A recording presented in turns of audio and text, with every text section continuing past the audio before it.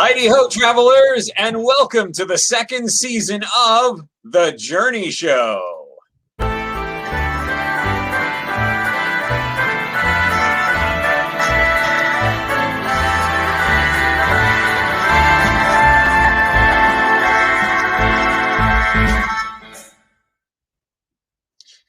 We have a wonderful comics-filled edition for you today. Last year, we didn't cover comics at all, but we've covered them a lot at The Journey from everywhere around the world, from DC to Marvel to the UK to Benelux to Germany, West and East. So hold on to your seats because there's going to be an amazing round-the-world tour of comics with our esteemed panel, Jason Sachs, Chris Vias-Mial, and Cora Bullard. But first, our musical interlude. Lorelei, start us out with the show. All right, I've got a fun one here today. This is an old one, but I brought it back because one of Shindig's last episodes was an Elvis Presley tribute, and Shindig was just replaced, if you don't know, by Batman. So it seemed appropriate to send it off with an Elvis Presley tribute.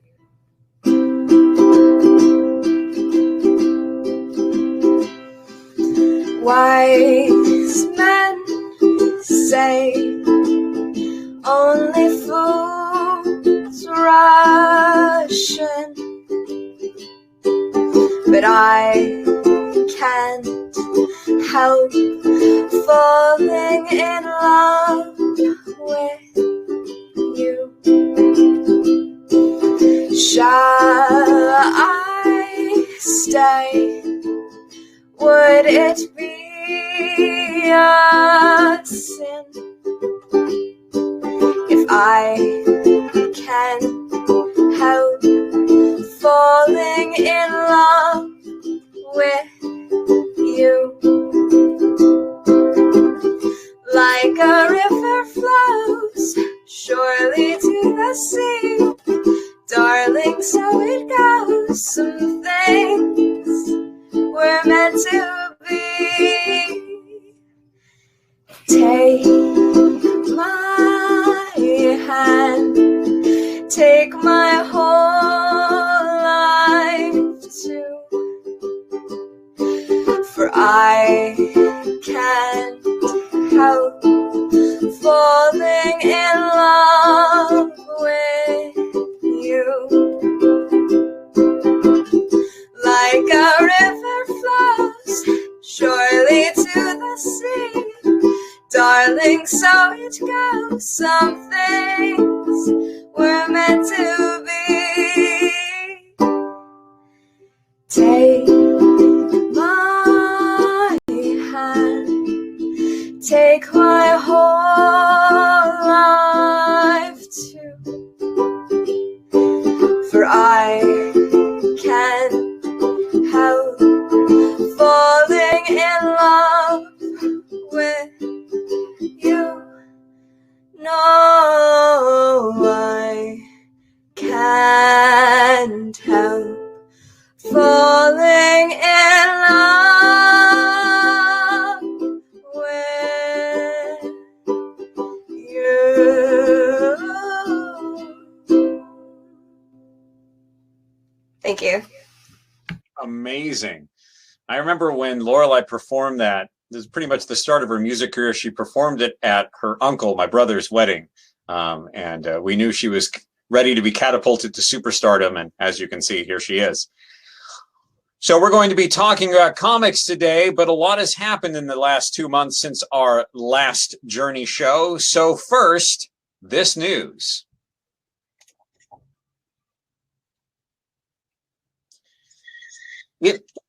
In the Vatican, the Second Ecumenical Council has come to an end after 4 revolutionary years. Just 2 of the major policy changes include allowing the conduct of Mass in local vernacular and withdrawing the assertion of Jewish culpability in Christ's crucifixion.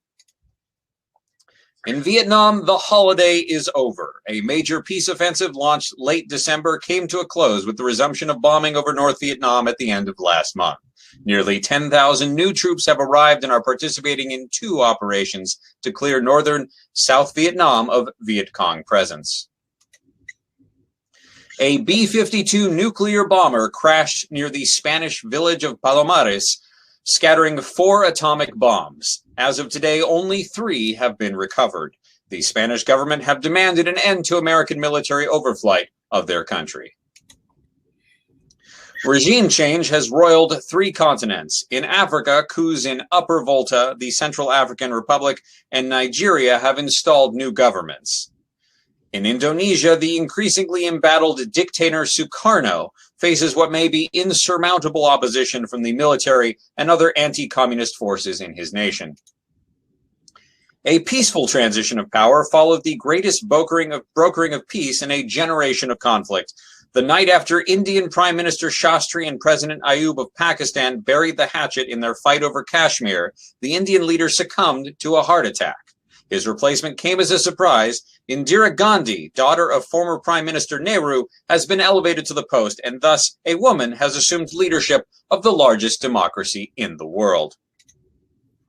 In New York City last month, new Mayor John Lindsay faced his first crisis as transit workers union members, led by Mike Quill, walked out, causing the mighty city to shudder to a halt. Subway queues reached massive proportions, and commuters resorted to alternate methods of transportation until the conflict was resolved in favor of the strikers. The victory turned out to be the swan song for Quill, the labor leader passing away on January 28th at the age of 60. In space news, December was dominated by the flight of Gemini 7, during which astronauts Jim Lovell and Frank Borman spent 2 weeks in their capsule. More than a week into the flight, they were joined by astronauts Wally Schirra and Tom Stafford, who in their Gemini 6 made the first active rendezvous of 2 spacecraft in history. The next Gemini mission is scheduled for next month. Live from the surface of the moon comes the broadcast of Luna 9. The 5th Soviet soft landing attempt returned the first images from another celestial body and have proven that the lunar surface can be landed upon safely. The first American Surveyor soft lander probe will be launched on a similar mission in May. And that's the news. I'm going to introduce our panel now. So first we have Jason Sachs. Tell the gang who you are. Hi, I'm Jason Sachs. I live in the Seattle area. I'm a writer for some of the popular comics fanzines in America. He's being modest. He has literally written the book on comics in several cases. And then we have Chris Vyasmal, our UK correspondent, who has just achieved parenthood. Congratulations. Tell us about your involvement in comics.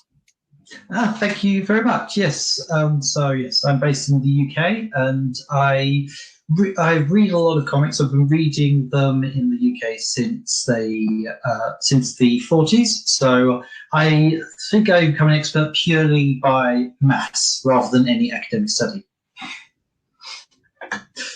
Diffusion is an acceptable method of absorbing comics. And then, of course, we have the inimitable Cora Bullard. Everyone probably knows who you are, but tell us again anyway. Yes. Well, I'm Cora Bullard. I'm from Bremen in West Germany.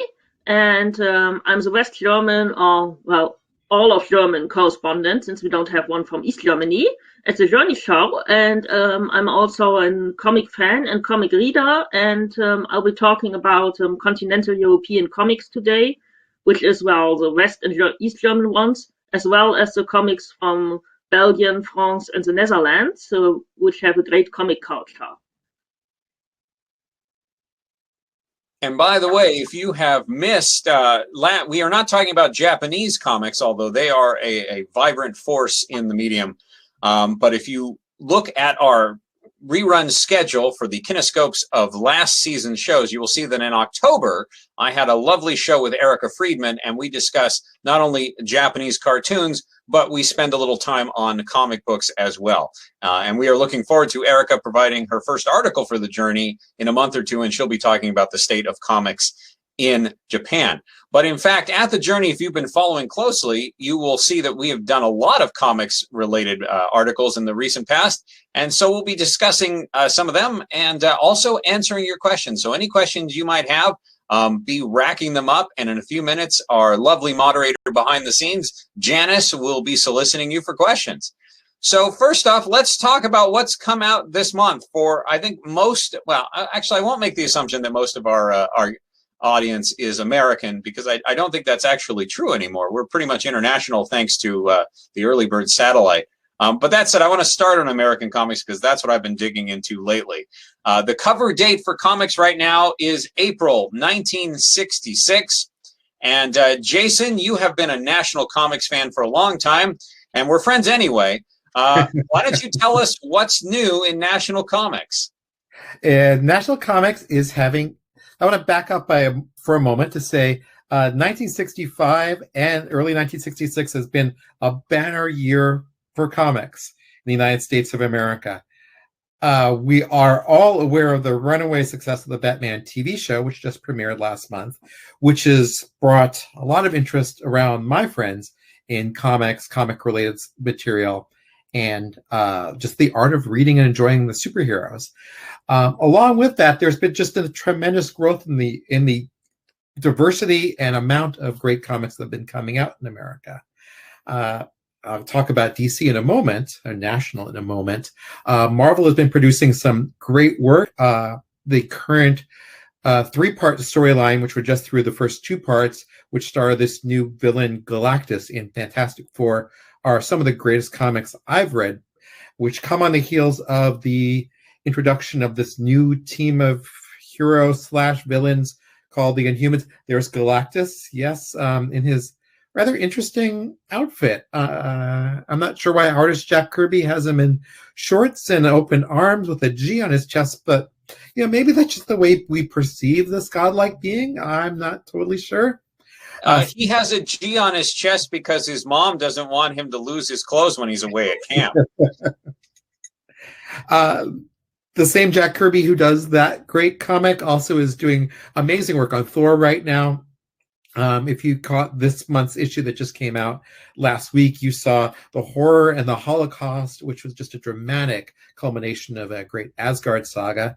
As well, Steve Ditko is continuing to draw Amazing Spider-Man and Doctor Strange. He's also doing work for Charlton Comics on Captain Atom, which may be under your radar.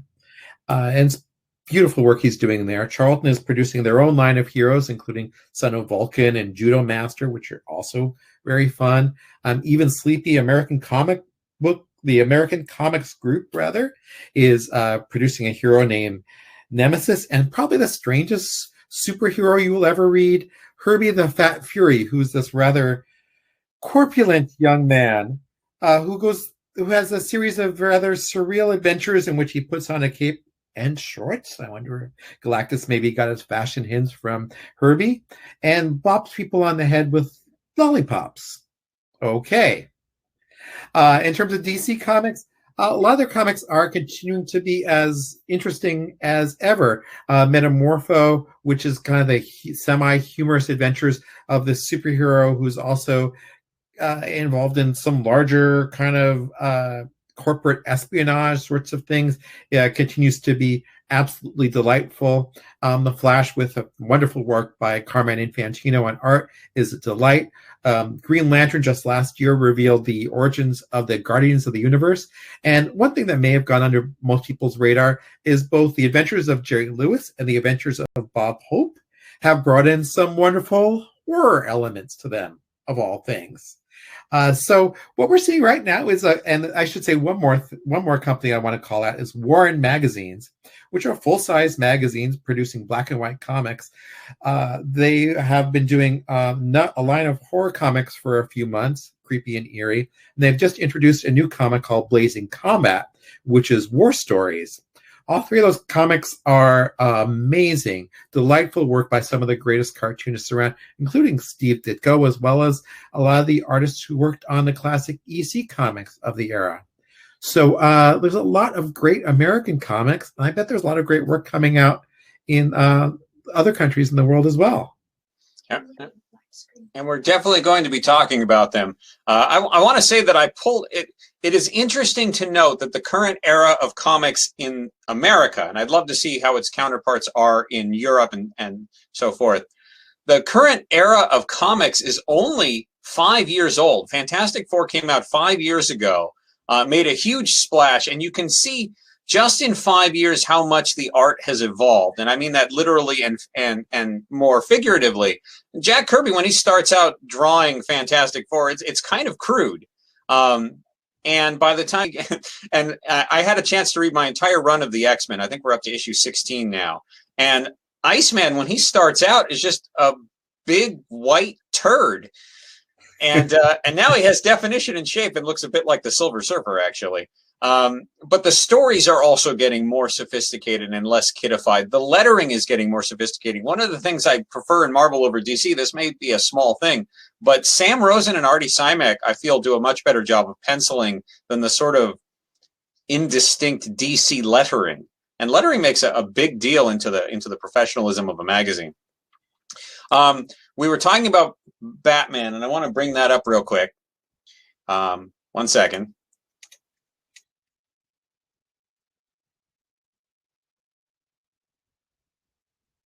Should be on. It is on delay. We were talking about Batman, which people in Europe have not gotten to see yet. So for people who have not seen this yet, this is what we get treated to twice a week in America.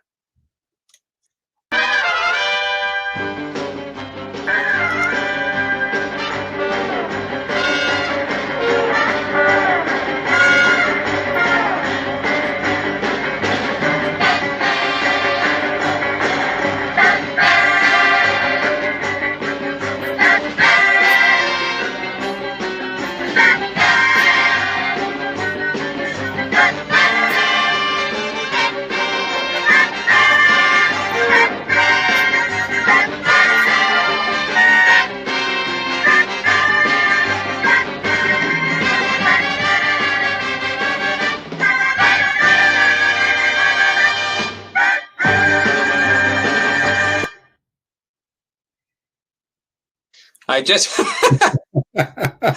want to remind my people out there in the studio land, please shut off your mic when other things are going on, because otherwise we get into echo land. So yeah, that's Batman, and it's a show in which things happen and actors appear.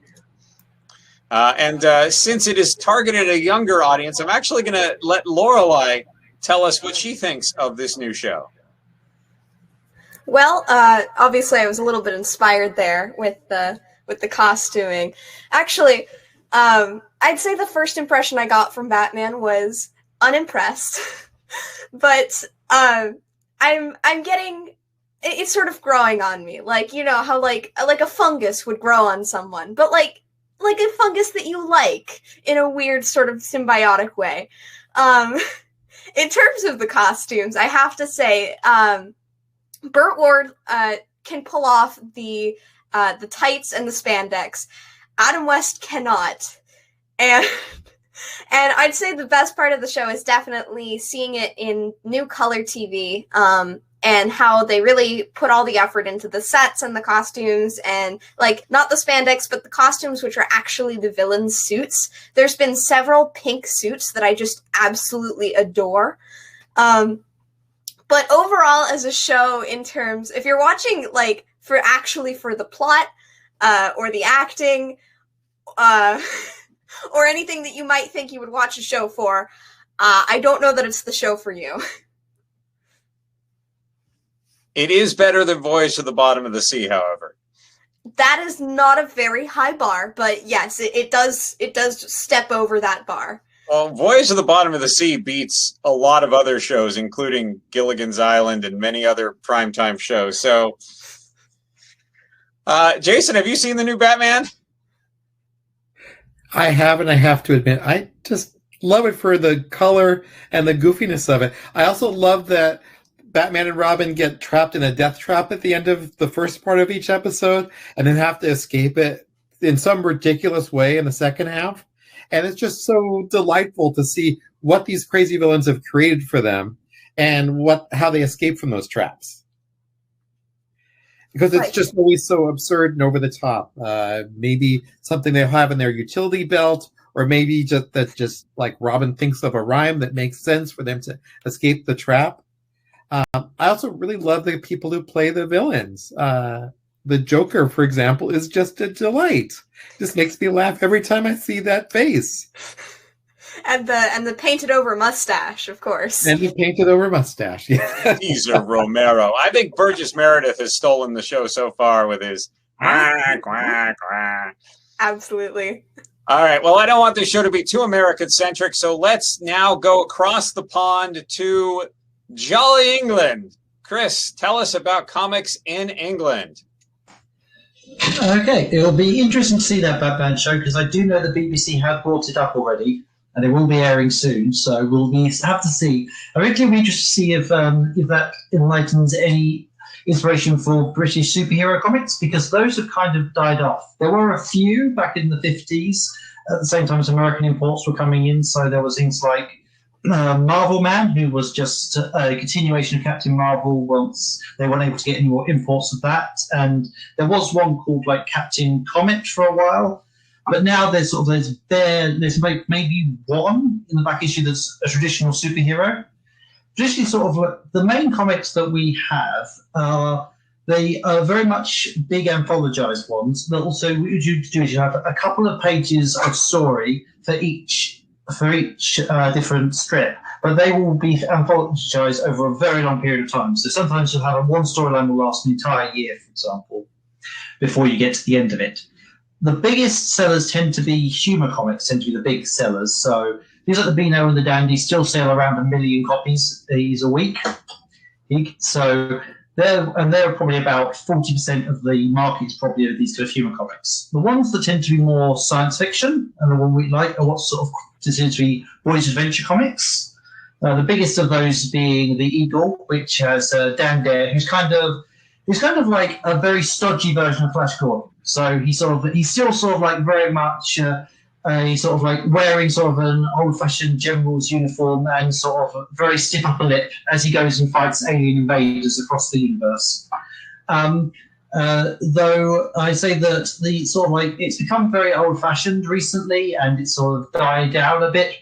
It's because the original creators of the strips have kind of left now, and so it's kind of sort of become a bit factory outputs. And the Eagle isn't sort of what it was. I'd say some of the highlights that are recently ones I'd say has been the launch of a new comic that's just come out recently called Ranger, which is it's more expensive than most comics, so I do wonder how long it will continue. But it's very high quality produced. Most of the artwork is sort of like really well inked and painted with watercolors, so it's really artistically done. And they do sort of some really complicated strips. Like one that's just finished the first part of it, called The Rise and Fall of the Trigon Empire, is trying to map an interplanetary conflict over thousands of years. And it's literally following the rise of the empire over time, and it's really well produced, amazing art, and really look forward to seeing where it's going to go in the second book. One other one is perhaps surprising is TV Century 21. Which is to tie into all of Jerry Anderson's TV shows. And what it does is it has strips from all his different shows. But what they've done is they've set them all within the same universe. So they will all sort of cross over with each other. So you'll have someone from Fireball XL5 say, okay, we need to go underwater, and they'll contact Stingray, and they will continue on the story from there. And the breakout character for it has probably been Lady Penelope, who recently started appearing in Thunderverse comics, who's been this way off. She even now has her own spin-off comic book. So she's left that, and they've now got their own one. Unfortunately, that one's not quite as good because a lot of it is reprints from American comics. So it's got stuff like a Bewitched comic, a Monsters comic, a Man from U.N.C.L.E. comic. So it's got some sort of strange things to fill up the gaps, but hopefully that will increase soon. Chris, I had a question. Sure. Superhero comics, are they popular in the UK, but they just rely on American imports, or are superhero comics just not interesting to the UK audience? I think they're sort of like, it's a bit of both. So they've not, the ones that were in the UK, people just weren't interested in them as much. The American comics, they didn't tend to get ported so much. They just started to get some more DC has started to come over. We tend to get sort of like, there tends to be a few months delay before they're brought in, but you will start to see there's quite a lot of Supermans, Batmans, and Wonder Womans will come through. and they sort of like they aren't anywhere near as big as sellers as the homegrown comics, but there is definitely an audience for them that loves to collect them. Personally, I'm not as keen on some of the American comics that I've managed to get through for superheroes myself, but that may be that it's just that we're only getting the big titles. And for example, the Marvel ones you talk about, there's just impossible to get. There is one reprint magazine called Creepy Worlds that does do American imports, and we'll do these Marvel ones, but they won't do them in any sequence, and you'll just get completely random ones. So one issue you will get a Fantastic Four comic. The next issue you'll get an Ant-Man. The next issue it will be Captain Atom from 1955. And so there's no way to actually follow the storyline through. Sounds like the UK equivalent of Sel Goldsmith's science fiction magazines. That is a fair comparison, actually. With the same decline in, I guess, post-Sel Goldsmith magazines. Because when she was at the helm, we didn't have that problem. We had new stuff. Now we don't have new stuff in Amazing or Fantastic, and it's really a shame. Yeah. Those UK comics look fascinating. There's a new show in England which we have. So I have seen. So I have a friend in the UK who sends me 16mm copies of shows from England. So I happen to know that there's a new Jerry Anderson show out there. Mm-hmm. Probably most Americans don't know that there's a show called The Thunderbirds. Have you been watching it? What do you think of it? When it's good, it's very good. When it's not good, it's not. When it's really good, I feel like it's a bit like Arthur C. Clarke's Fall of Moondust. That it's just sort of like very well done, sort of like people that they aren't interested in shooting and anything. It's just like, okay, here's a disaster. Let's do some sciencey stuff and sort it out. In the bad episodes, they will have they'll sort of have comedy plots with kids. They will have Lady Penelope running around screaming from mice. They have this weird Fu Manchu style villain called the Hood who just turns up for some reason just wanting to steal their technology. But he also apparently has his own massive technology and can hypnotize people. So I'm not sure why he wants to do that or why he lives in some temple in Thailand. So there are definitely good bits and bad bits, and it has just started. The Century 21 has just started the comic book series as well, so that's now officially part of the Century 21 comics universe. What I have seen of the Thunderbirds is they'll just have these lavish 20-minute model scenes that look absolutely wonderful with this bombastic music playing, and it's the dullest thing in the universe. I'm gonna go out on a limb and be the one person who says the best Jerry Anderson show is still Supercar, but maybe that's just me. By the way, we're being asked something about saving the Doctor Who tapes. It's my understanding that Doctor Who is filmed on videotape, as were 6 episodes of the 2nd season of Twilight Zone, and there are people who are already apparently are big fans of the show for this kids show that for some reason want to preserve the tapes. And I just have to say to those people, videotape is expensive. And if you want the show to continue being made, you have to understand that one of the ways you cut costs is you record over tapes. But the fact is, no one is going to be interested in the show in a few years, especially since Billy Hartnell is probably going to quit in a year or two, and then they'll have to cancel the show because who else can be the Doctor? So I'm sorry to Doctor Who fans out there, but there's absolutely no way they're going to save videotapes for the next, say, 55 years. Leaving on that, let's talk to Cora Bullard. You've got a lot of ground to cover, quite literally, so take it away. Well, let's start with West Germany, my home country. Well, superheroes aren't a big deal in West Germany. We can get the superhero comics from the US if you have a friend who's an American soldier, because we've got a lot of American military bases around, and that's how you can get comics if you know someone. But they're not translated, they're not very popular. What is hugely popular in West Germany are the Disney comics, particularly the Donald Duck comics by Karl Barks.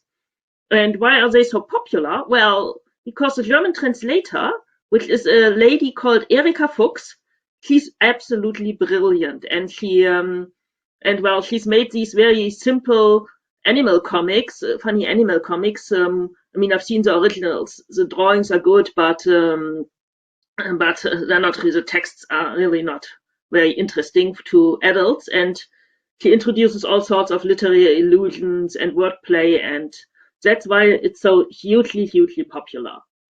And because American Disney comics were so popular, some enterprising West German publishers also decided to try something along those lines. And one of those was a gentleman called Ralph Kauka. And Rolf Kauka also created, after a few false starts, his own funny animal comic, which is called Fix und Foxy. And that's the adventures of two little red foxes and their animal friends. They've got friends who are wolves and a hare and everything. And well, they're a bit tame. They're a bit tamer than the Disney comics and aimed at a young audience. So they're really the little neighbor kids love them. I think, well, it's nicely made, but I'm just not the target audience for those. One other funny animal comic I actually love a lot, even though it's so I'm also not really the target audience, is called Mackie. Mackie is a serial comic about a hedgehog, which runs in the TV listings magazine Hör zu. And Mackie has actually been running since the late 40s and dates back to the pre-war era, where he first appeared in a series of puppet films. And the Mackie comics are absolutely beautifully drawn by Willem Petersen. Yes, oh, that's the old, yes, that's Mackie, the animal. Here you have William Petersen, and what's the other? And there's another. There also are full-color Mackie picture books, which are absolutely beautiful. Well, I think they've made like 10 or 12 of those now. Yes, and of course there are Mackie toys. Those are my Mackie dolls, which I can bring over because they're in the same room. And yes, okay, Mackie is absolutely, the art is absolutely beautiful, and the stories are also funny. Mackie also does science fiction because he's been to the moon, and he also does fantasy because he's visited all sorts of fantasy lands, like Schlaraffenland, which is the German equivalent of, I think, cocaine is the English name. And yes, okay. Actually, a lot of German comics are still published in magazines and newspapers. So we also have, or had, since the strip stopped a few years ago, Nick Knatterton, which was a brilliant detective. And Manfred Schmidt, the cartoonist, was actually from my hometown. And well, Nick Knatterton is basically a kind of Sherlock Holmes type character. A brilliant detective, and the good thing about the comic is that it's very funny and very satirical about West German politics. And yes, the tabloid Bild also has a comic strip called Bild Lily about, or used to have, it's also been stopped, about a sexy young woman looking for husbands and wealthy boyfriends. It's not very interesting, except that they made a Bild Lily doll, which an American tourist named Ruth Handler, she saw one and bought it in Germany and thought this is a great idea to have this fashion doll. So she recreated her own version because her husband and she owned a toy company, and that doll is known to everybody as Barbie. So yes, Barbie actually comes from Germany and used to be called Lily. And she's a comic strip character. Okay, another thing we do have a lot of adventure comics. This is actually the article I did for the journey. I'll just throw the link in the chat afterwards. We have a bunch of adventure comics about mostly historical settings like knights, for example. Knights are really popular. We have Sigurd and Falk, who are heroic knights having adventures in the Middle Ages. There's Jörg, a young man who's having adventures in the 30 Years' War, which is still a big deal in Germany. There's also Tibor, who's a kind of Tarzan-type jungle hero, because and there's also another Tarzan type. There's a couple of Tarzan characters. And Nick is a space comic, actually. There's also another one, Titanus, and they're a bit boring Flash Gordon, I'd say. They're not And the interesting thing about those adventure comics is the format, because they're sold in this. I wish I had one here now, but I didn't get to the newsstand because it's snowing outside. Outside, they have this really small. They're about this big, and it's just basically two panels. It's just basically one or two panels, and eventually they are reprinted in a larger format. And they're very, very cheap. Only I think it's only like 10 cents or something like that, or 10 pfennig. So yes. I have a question for the non-American panelists. In America, science fiction in the comics definitely has remained somewhat in the pulp era in terms of its sophistication, perhaps because it's aimed at children, or perhaps because the people writing the stories are not part of the crowd of advanced science fiction authors. Do we find the same thing in the UK and in Europe, where science fiction is still pretty much in the Buck Rogers, Flash Gordon 30s zone? For the UK, I'd say mostly the case. There are a few exceptions. Like I said, the previously mentioned The Rise and the Fall of the Trigon Empire is definitely starting to move beyond that. I wouldn't say it's like it isn't sort of like modernist. It's more like maybe just moving into sort of the astounding era. And you do have some others. I'd actually say, particularly Doctor Who, I was thinking about the Daleks comics that appear in TV Century 21. They are sort of like, they're really interesting because they're sort of space battles, but rather than having the Doctor fight them or anything, you're following it from the perspective of the Daleks. So you're kind of getting this sort of like very weird, dark stories where you're not sure whether you're supposed to be cheering them or not, because you're just watching them just like roll over planets and commit genocide and blow up planets the whole time. And it's both fun to watch the Daleks and also very uncomfortable reading as well. And very different from the Doctor Who comic strip, which has moved way back into sort of like Enid Blyton era. So the storyline they just recently finished, they visit the North Pole and have to help save Santa from an evil shape-changing elf, which is very different from what we have in the main TV series. Cora, how about from your perspective, the European perspective? In Germany, we only have about two proper science fiction comics, and they're very much badly done Buck Rogers and Flash Gordon stuff. They're not very good. East Germany, they have a comic about East Germany doesn't have a lot of comics. They only basically have one comic magazine called Mosaic, which is really popular. And the characters in Mosaic, there are three kobolds called Big Duck and Big Duck. And they travel through time and space, and yes, they've gone on an epic space adventure where they defend the space socialist utopia against a capitalist hellscape called the Großneonien Reich, which is kind of funny, but those are actually quite different, of course, because they have different influences.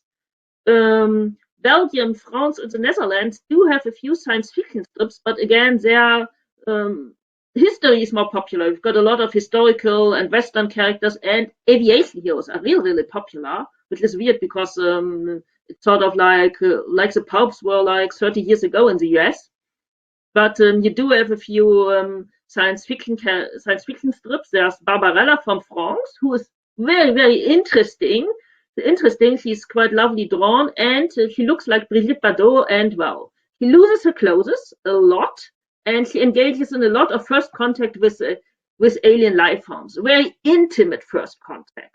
So yeah, that's not something I can imagine seeing anytime soon in the US magazines. So yep. When you say very intimate first contact, should we interpret that in a special way? Yes, exactly, in a special way. I mean, we have a minor here, so I'm not going to go into any more. Jason, I believe they're the kind of movies that these days you'd have to shoot in a nudist colony. Oh yes, yes, and Barbarella clothes are strictly optional. By the way, I want to. She does wear a spacesuit. I want to answer Jean Paul's question real quick, but to Ethan Marcus's point, I don't want to denigrate these shows that clearly are popular with young people and aimed at young people. For example, this young fellow, whose name also happens to be Ethan Marcus, I'm sure he would be an avid fan of these shows that we're all talking about, and I hope he enjoys them all. I wouldn't recommend, I understand the show Star Trek has been picked up by NBC and will start in September, but that's probably going to be a grown-up show, unless it's anything like Voyage to the Bottom of the Sea, in which case, Ethan, I think it's okay for you to watch it. So, Jason, you're probably the one to answer this better than me, because right now I would say no. Are there any science fiction authors of note writing science fiction comics in America? The answer is sort of yes, but they are classic science fiction authors. So Julia Schwartz, who edits The Flash, Green Lantern, and The Atom, among other titles at DC Comics, is a longtime editor and also a talent agent for science fiction authors. Among others, he worked with Ray Bradbury back in the 1940s and 1950s. And he has a stable of writers who were involved in the classic age of science fiction, who are still writing comics today. France Heron is one. I'm trying to think of the author. John Broome is another. Who are and there's also a couple of writers for the Superman titles, Edmund Hamilton being one, who are very active in science fiction in the 30s and 40s, but have moved to comics since then. In terms of people who are actively writing in science fiction today, folks like, I don't know, Philip Jose Farmer or Harlan Ellison, they are not writing comics, and I think they've chosen to work in completely in prose rather than in comics medium. Or screenwriting. So I can imagine there being a thrilling story in Strange Tales written by Cordwainer Bird. I can thoroughly imagine that. But yes. Wasn't there a rumor that Harlan Ellison was writing a Star Trek episode? Oh, I wouldn't know. I believe they are soliciting authors, but I don't know if they've solicited him yet. Believe me, we will know very soon if he was picked, because he will then start calling every single Worldcon committee person saying, be sure there's a dramatic presentation category for this year's Hugos. All right. I'd like to open it up to questions from everybody. John Paul had a great one, so if you others have some great questions. So Juan San Miguel is talking about Cordwainer Smith. So you have to understand, Cordwainer Smith and Cordwainer Bird are completely different people. Cordwainer Smith is one of the finest science fiction authors ever. And Cordwainer Bird is the name that Harlan Ellison uses when someone so butchers one of his scripts that he refuses to have his name attached to it. And I believe we first saw it in an episode of Voyage to the Bottom of the Sea, when the Sea View is attacked by plankton. But the first appearance of Cordwainer Bird, Lorelei actually saw it. It was on a Burke's Law episode that Harlan Ellison wrote, and it was a character played by Sammy Davis Jr. So yeah, Cordwainer Bird, those of us in the know that's really Harlan Ellison making bird droppings on his wrecked up scripts. One thing I just have to bring up from that is there is also a Burke's Law comic book strip, weirdly, in Century 21, which doesn't fit with anything else, but they just have, let's go back in time to Burke's Law. And it's wonderfully drawn, wonderfully fun, and at the end of every story, they just have Amos turn to the camera and go, and that's Burke's Law. It's marvelously silly. That sounds wonderful, and given that Burke's Law has been replaced by the execrable Burke's Law, Amos Burke's Secret Agent, which I believe has already been canceled, like Shindig, but not replaced with a comic book show like Batman. I need to read these comics, because I suspect that's the only way I'm going to get my Amos Tim fix. Amos and Tim. I don't want to suggest anything. This is 1966, and we're very conservative, straight emphasis on straight-laced society, especially here in California. Did you know that Ronald Reagan is running for governor of California? There's no way he's going to beat Governor Brown, but he threw his hat in the ring in San Diego. I'm so embarrassed for our fair city, and the only thing that embarrasses me more is the fact that we are represented by Congressman James B. Utt, and I'm 12, So I will point out that, yes, his name is spelled B-U-T-T. Anyway, what have we got for questions? A lot of discussion of Harlan Ellison, I see. Oh, okay. Chris, it is asked, are there a lot of pretty women in the Burke's Law comic strip? Surprisingly not. It's pretty much a men's club, most of the strip. So let me just, I can share my screen of one half of an issue there. You can see on the left-hand side the end of one part of the first part of a Burke's Law strip. As you can see, no women really available. Les looks exactly like he does in the show. Yes. They must have got the rights to people. Some faithful drawing here. Yes. Indeed. Juan San Miguel asks how old Jerry Brown is. I believe he's talking about the son of our governor, Pat Brown.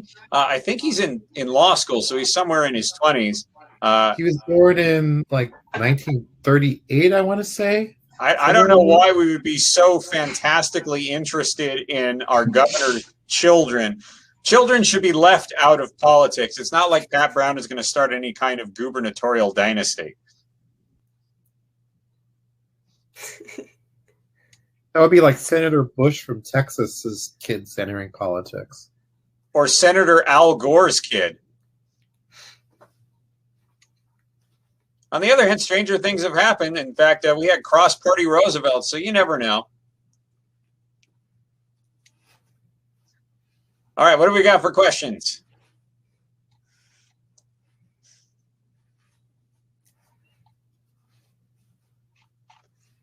Well, while we're waiting for the next question for you, Cora.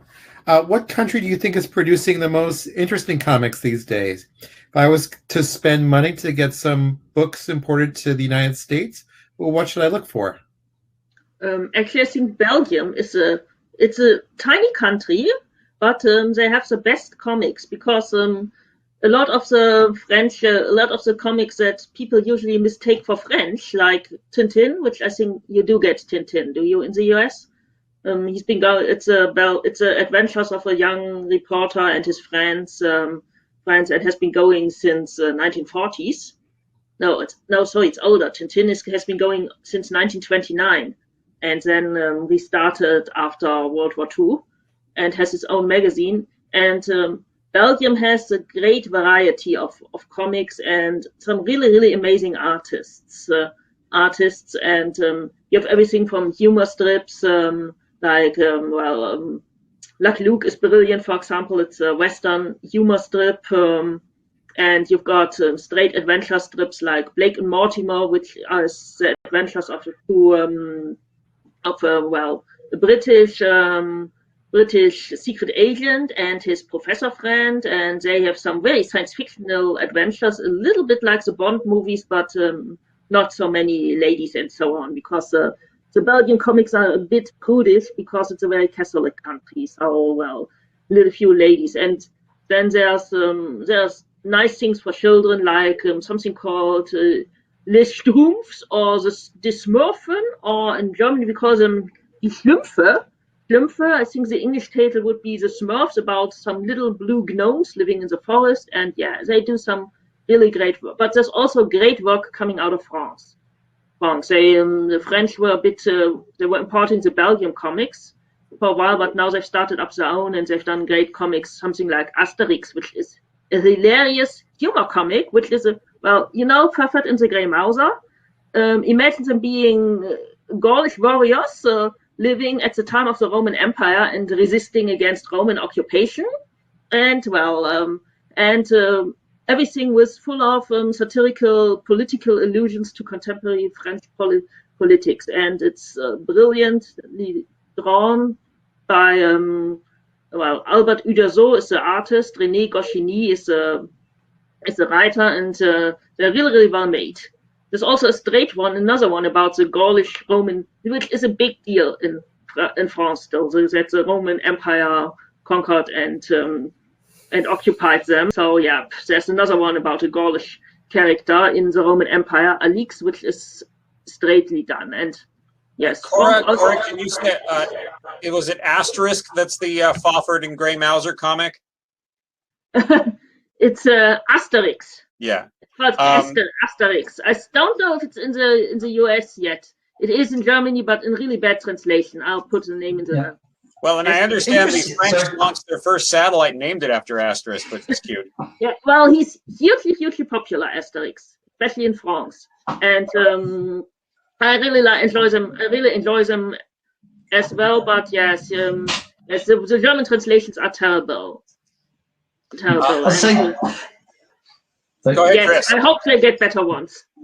I was going to say, in Britain, they have translated them, but they've transposed it to Britain, so it's called Britain's Never Never Shall Be Slaves, and it's set in Britain. What they're interested in doing is they've done it, you probably don't know about this, but in Britain there's this very popular cartoon series that's called The Magic Roundabout, where basically they took a French cartoon, but then didn't know any French, so they basically just made up whatever was happening. And it's really popular. And that's kind of what they've done with Asterisks as well.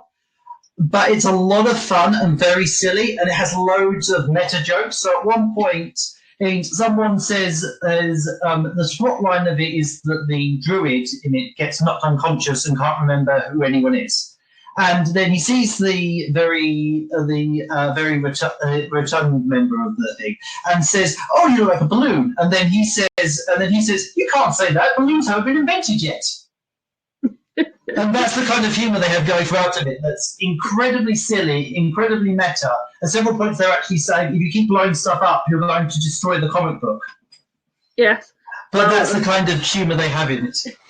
Yes, the German translation of Asterix, which was done by this Rolf Kauka Fellows publishing house, which I mentioned earlier, they transferred it to Germany because, Germany, Britain, France, we all have experience because it happened almost 2,000 years ago with Roman occupation, but the Romans are still not all that popular, so suddenly there are Germanic warriors resisting against Rome. Of course, also, let's just say the Germanic warriors did kick the Romans out of part of what is now Germany. They kicked them back to the south.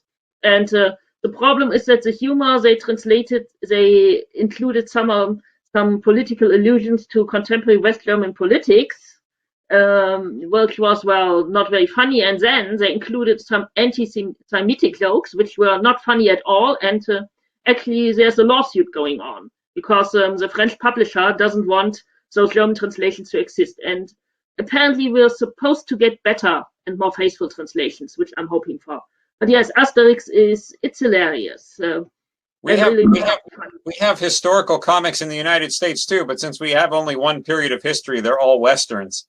Yeah, we have westerns too. Oh, and there's a really great western. Well, there's Lucky Luke, the funny western, and there's a great western coming out of France right now, drawn by a really brilliant young cartoonist called Jean Giraud. I think he's not quite 30 yet.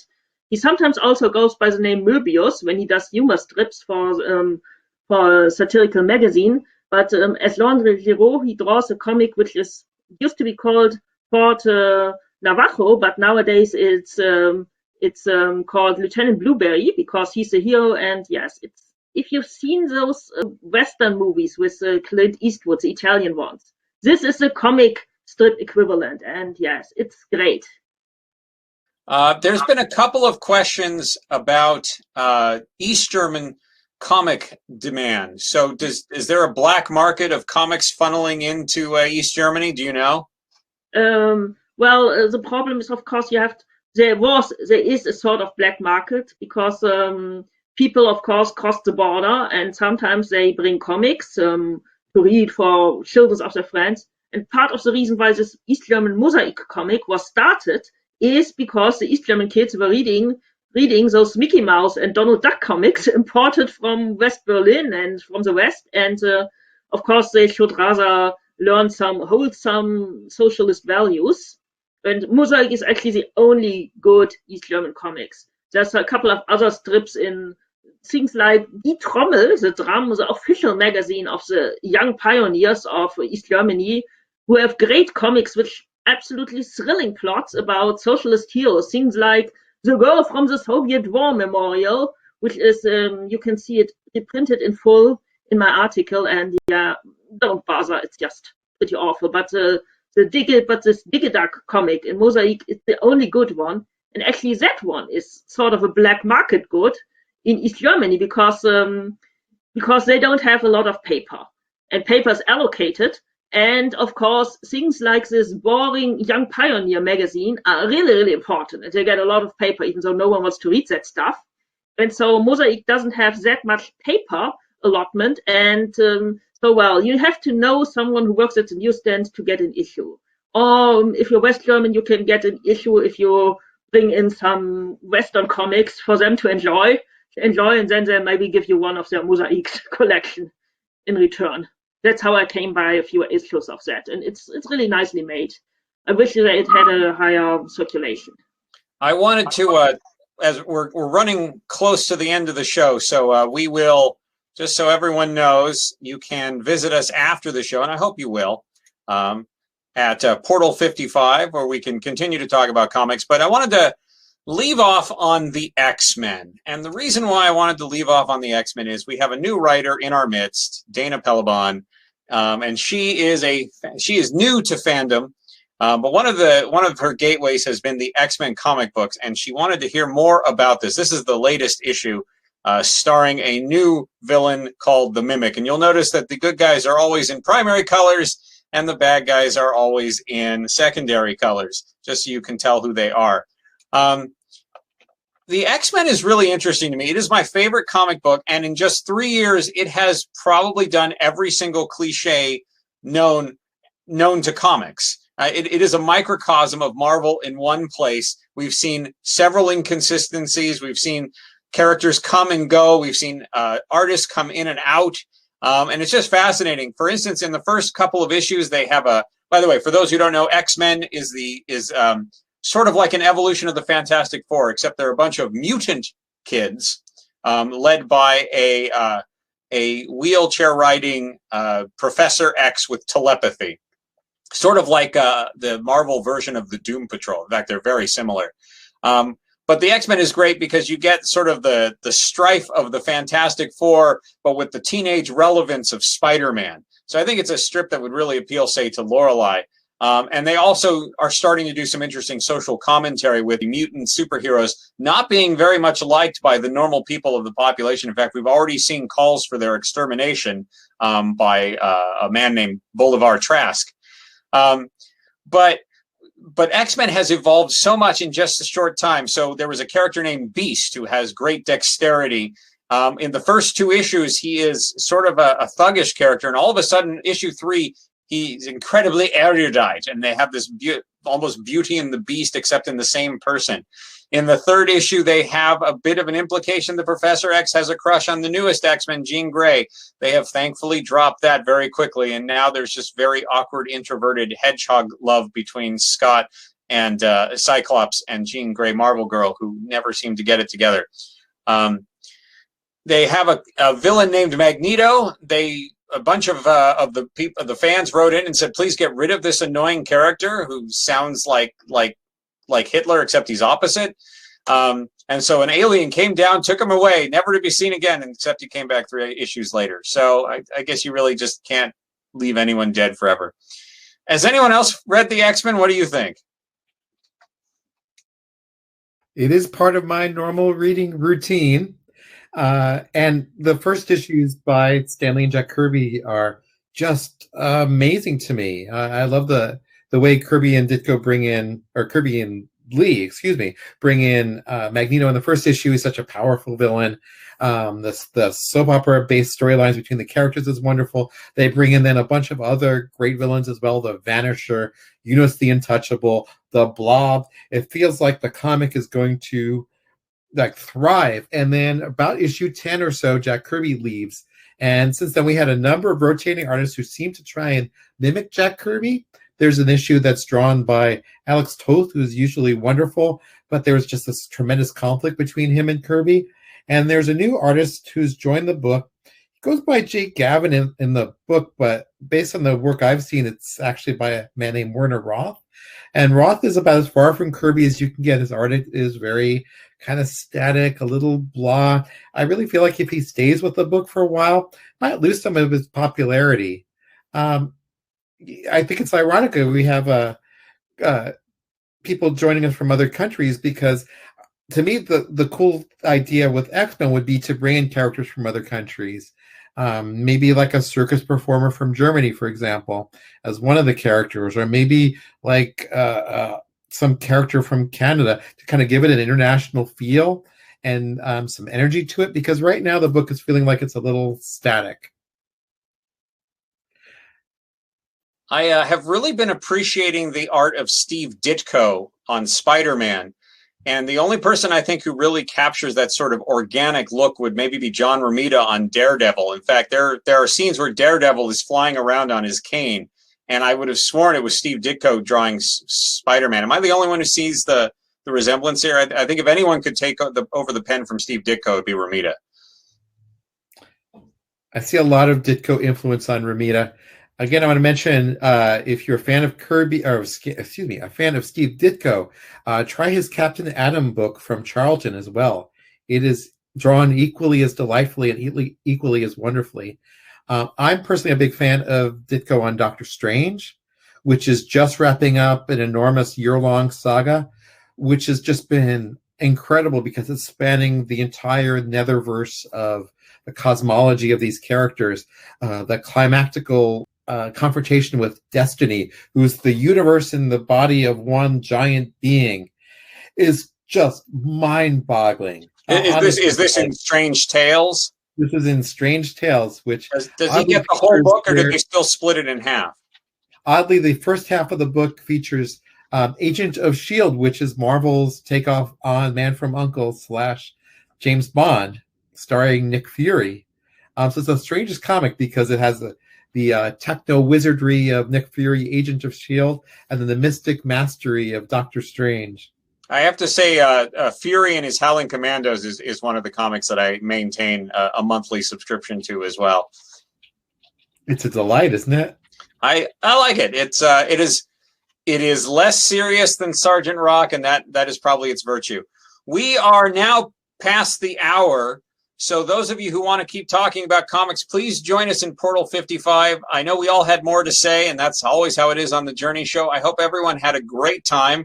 We still have no idea what the next show is going to be about, but it will be on March 6th, the first Saturday in March. It may star Ethan Marcus. It may star Jonathan Reen and Professor Elliott. It may star Kay. We really have no idea. We are winging it, and that's part of the fun at the Journey Show. So thank you very much for coming today. And we'll see you all at the portal.